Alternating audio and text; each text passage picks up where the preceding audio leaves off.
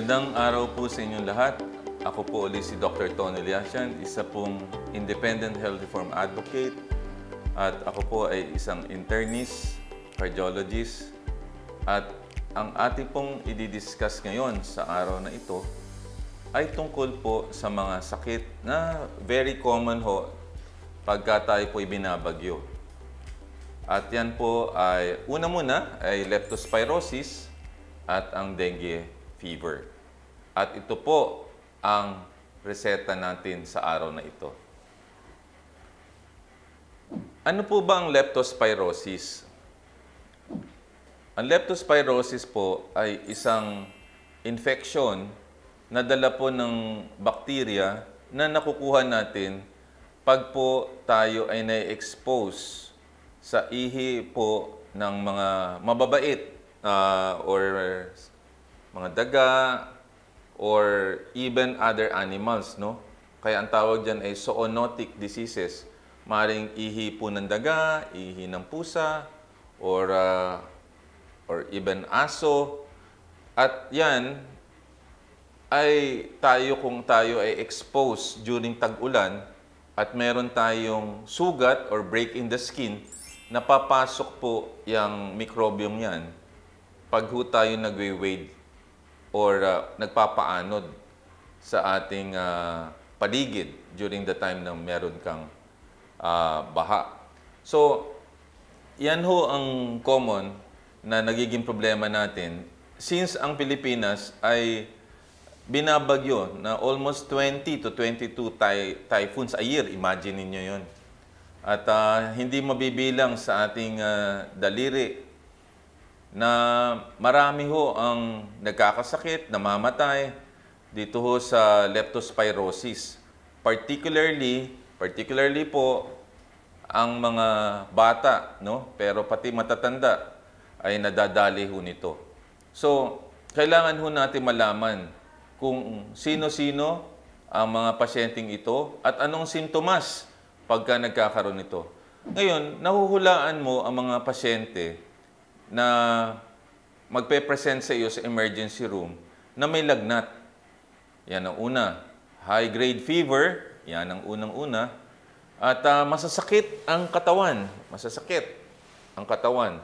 Ngayon, kung ikaw ay na-expose dahil binaha ang inyong bahay or ikaw ay nag-wade or dumaan sa bahain, lalo na kung ikaw ay nakatira sa National Capital Region, na bahain talaga, kunyari sa Taft Avenue or sa kahit na sa buong NCR nga, laging baha eh. Or sa Marikina, yan ang madalas na dangerous, no? But actually, pwede naman ho kayong magkaroon ho ng leptospirosis kahit hindi ho during time ng baha. Kunyari sa pilapil, kung kayo'y farmer at na-expose, pwede rin. Pero yung triad na sinasabi ko para to complete yung lagnat, yung muscle pain, at saka yung paninilaw. Yan ho yung grabe dyan. Oras na nanilaw po kayo, dyan po magkakaroon ng komplikasyon. Kasi yung tinatawag na hepatorenal syndrome, bigla na lang pong hindi makakaihi ang pasyente. At ang mga pasyenteng ito ay nadadialysis. So, ano ho ang symptoms na common ho? Pag during tag-ulan at nagpresento kayo ng lagnat at saka muscle pain, joint pains, yan ho ang dapat natin titingnan. Ang iba pa nga talagang parang flu-like manifestation eh. Pero ang number one na nakikita natin, nagpaanod sa baha at upang sa ganon, ma-prevent ho natin sila.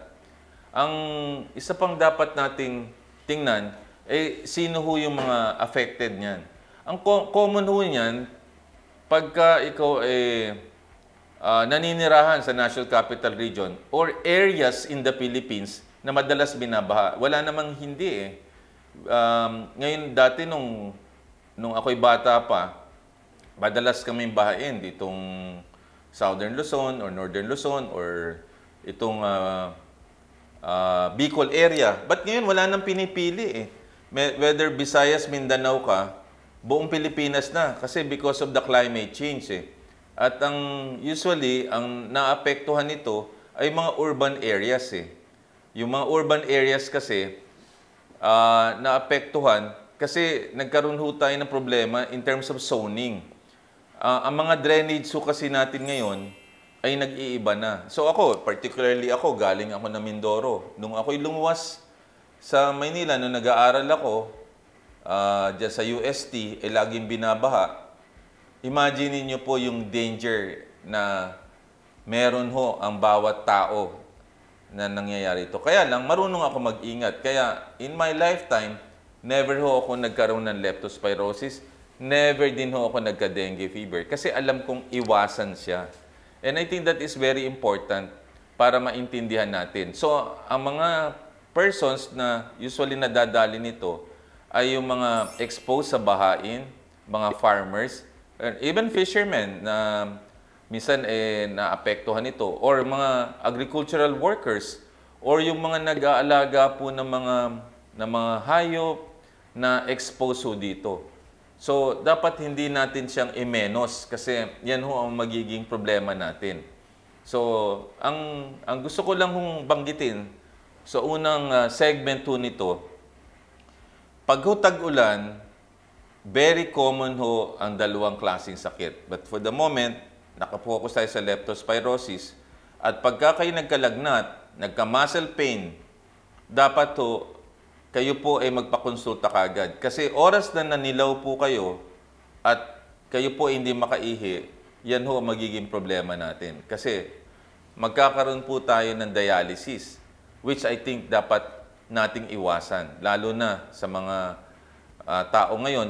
Tsaka mabagsik ho ito. Ang istorya kung marami tayong mga pasyente na nagkaroon dyan. Bibigyan ko kayo ng dalawang example ng isang pasyente na bata at saka matanda. So, una kong ikikwento sa inyo ay taga Zamboanga.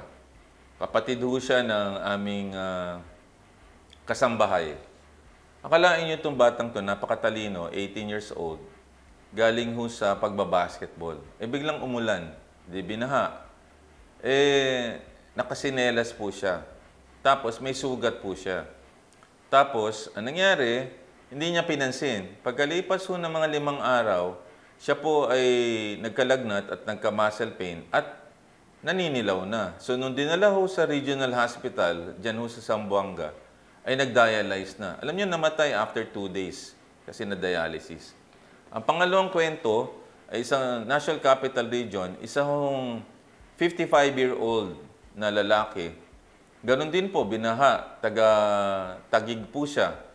Akalain niyo po, na-ICU ho yun, na nasagip po natin. Kasi nandito siya sa National Capital Region, na-dialysis natin kagad. So, pag na-dialysis, maliligtas ho kagad natin. So, ibig sabihin, walang pinipili ho itong edad, walang pinipili hong segment ng society, kay mayaman ka, kay mahirap ka, basta't na-expose ka, kailangan ho nating ma-diagnose kagad. Kasi mabilis ho itong magkasakit at ang komplikasyon, kahit mayaman ka, mahirap pong habulin. Pangatlo, mahirap pong hospital kasi ang problema natin, kahit ho tayo may PhilHealth ditong case rate, ay hindi naman sasagutin ho yung buo nating hospitalization. At sa aking experience, oras na pumasok na, dun ho sa tinatawag nating komplikasyon, mahirap na po talaga natin habulin. Kaya sa mga nakikinig ngayon, an ounce of prevention is better than a pound of cure. Alamin natin sa tag-ulan kung tayo po ay at risk of developing leptospirosis or even dengue fever.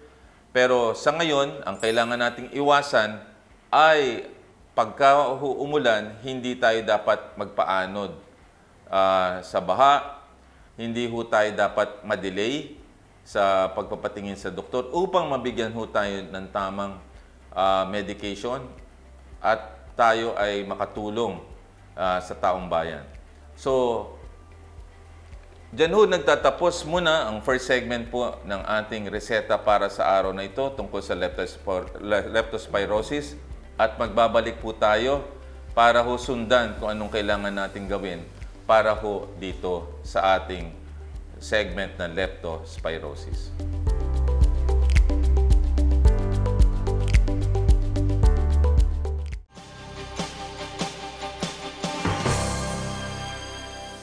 Nagbabalik po si Dr. Tony Liachon, isang independent health reform advocate.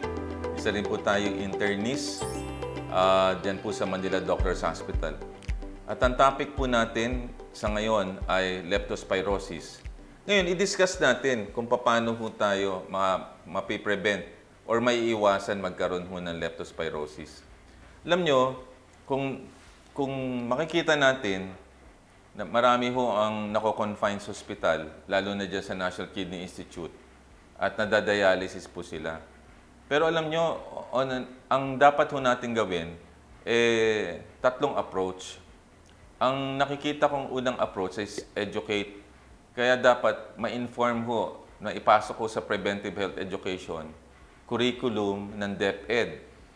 Kasi ang mga nadadali nito, usually mga bata, and even CHED, at saka sa social media ng website ng Department of Education at Department of Health para maiwasan at dapat ma-empower ang bawat Pilipino. Now, ang pangalawa, minsan nasisisi ang Department of Health pag tumataas ang kaso nito. But actually, ang nagiging problema nito is more of the environmental concern. Kasi hindi naman kasalanan ng Department of Health nagkakaroon ho ng maraming leptospirosis or dengue. Kasi ito po ay maayos kung naayos ho natin sana ang ating flood control projects. So, kung laging binabaha, di lagi ho magkakaroon ho tayo ng leptospirosis. Tama po ba? So, kung hindi natin maayos ang baha natin, kasi tayo binibisita ng bagyo 20 times a year, at hindi ho na mawawala sa atin, the best talaga, para hindi tayo nagkakaproblema, maaga po talaga dapat na nagdedeklara po ang gobyerno natin na walang pasok sa mga bata at saka sa mga manggagawa. Kasi kaya naman ho sila nadadali ng sakit na ito, dahil kung napersa ho silang pumasok during the time, tapos wala pang deklarasyon, magpapaanod talaga sa baha. Tapos late na ho sila makakauwi. Alam naman nating mahirap pong kumuha ng sasakyan. So, ang nangyayari po, nagpapaanod sa baha para makauwi. Several times na nagkaganyan. So, bakit ang inyong lingkod, sa tagal na nag-aral sa Maynila at naging doktor sa area, ako po ay nag-aral sa Universidad ng Santo Tomas, bahaing area yan, sa Espanya. Ako ay nagtatrabaho sa Manila Doctors at nakapasok pa sa Philippine General Hospital.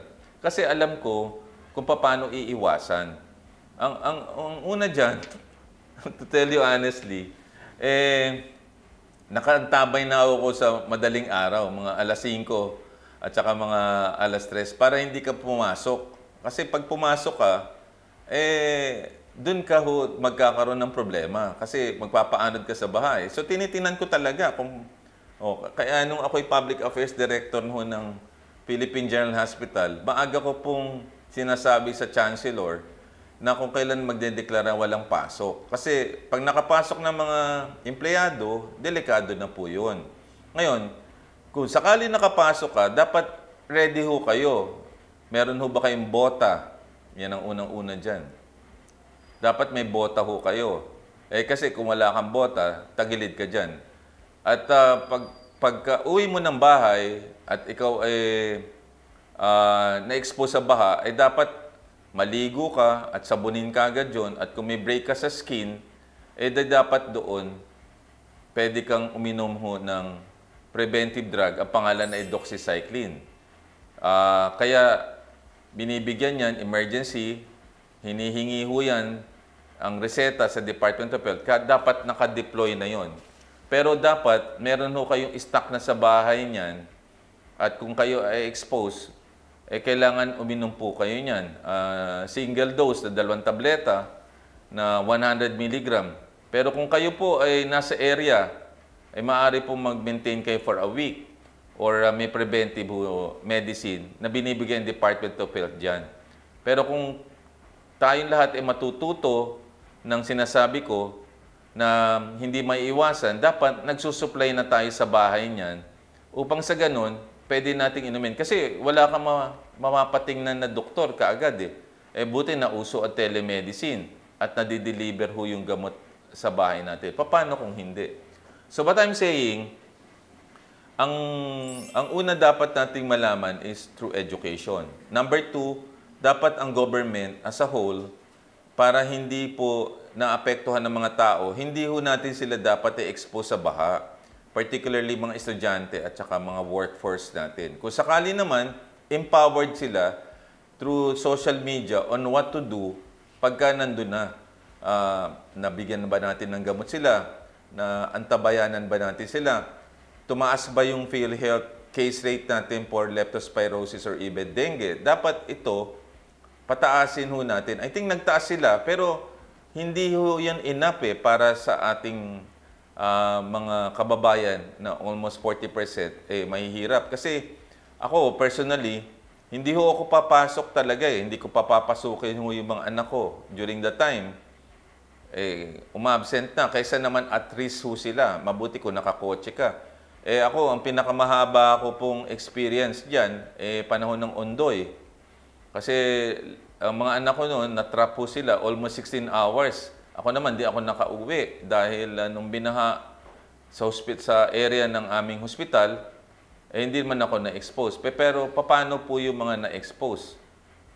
So, yun ho dapat nating isipin. Para sa mga magulang na nakikinig ngayon, kung sa tingin nyo at risk ang mga anak nyo na mahawa ho or makakakuha ng leptospirosis or dengue, huwag niyong papasukin kasi yan ho ang aking prinsipyo, prevention. Usually naman, maagap na ho ngayon ng gobyerno na ina-announce na. Minsan sa gabi pa lang, ina-announce na ho ng gobyerno na walang papasok. And I think that's the correct move. And then, after that, gusto ko rin malaman sa bago nating Secretary of Education, si Secretary Sani Angara, na sana ma-include ho sa curriculum ng mga bata ang tungkol ho dito sa leptospirosis at dengue. Upang sa ganun, ma-prevent ho ng mga bata. Kasi ang laking bagay kung alam nila kung ano ang sanhi nito para maiwasan. Kung bakterya sa pag-anod or lamok related sa dengue, may iwasan ho yan. Kaya education is actually more important. So dapat bawat Pilipino sa ngayon ay educated, number 1, engaged and empowered para hindi ho sila magkaroon ho ng problemang ito. So, pwede natin kunin siya at a national level sa pag-aantabay kung walang pasok kinabukasan. Number 2, makukuha natin sa education. Makukuha din natin ho, mga kaibigan, sa empowerment. Kung taon-taon nangyayari ito, ay hindi. Alam niyo, sa tagal ko ho dito sa National Capital Region na nagtrabaho, hindi ako nagkasakit ng mga ito kasi alam ko kung anong gagawin ko. At na-apply ko yan sa pamilya ko, na-apply ko rin yan ho sa mga pasyente ko. Ngayon, dahil nauso na po yung pagpiprescribe using your camera, kasi ang mga cellphone natin may camera, napapadala na natin ang prescription. Kasi may mga areas talaga na hindi na makakapunta, nakakapagkonsulta at nakakabili. Matatandaan ko nitong huling bagyo, itong Enteng, nakapagreseta ako sa maraming mga pasyente ko using yung Viber, no? Or Messenger. Tapos bibili ho sila para ma-prevent ho yan. Meron ho mga pasyente kasi na na-expose or nilalagnat, na pe-prevent ho natin ang komplikasyon. So, mga kaibigan, dapat ho natin malaman kung paano natin mapoprotektahan ng pamilya natin. Mahal ho ma-hospital ngayon, I tell you. Sa emergency room pa lang, baka puno po yun at saka sa mahal ng gastusin sa panahon na after the pandemic, marami ho naghirap sa atin. We don't want our children, our family members, and even our workforce na magkakasakit. At ito ho ay seemingly na akala natin ay benign illnesses, hindi po. Magkaroon ho kayo ng ganitong klaseng sakit, maaring ikamatay po yan. Base ho sa dalawang examples na napakita natin. So, sa mga nakikinig ngayon, kailangan malaman natin kung paano mape-prevent yan. At sa susunod hong segment natin, sasabihin natin kung paano natin mape-prevent na hindi kayo ma-dialysis at hindi kayo ma-hospital. At magbabalik tayo sa ating episode tungkol sa leptospirosis. Ako po si Dr. Tony Lechon.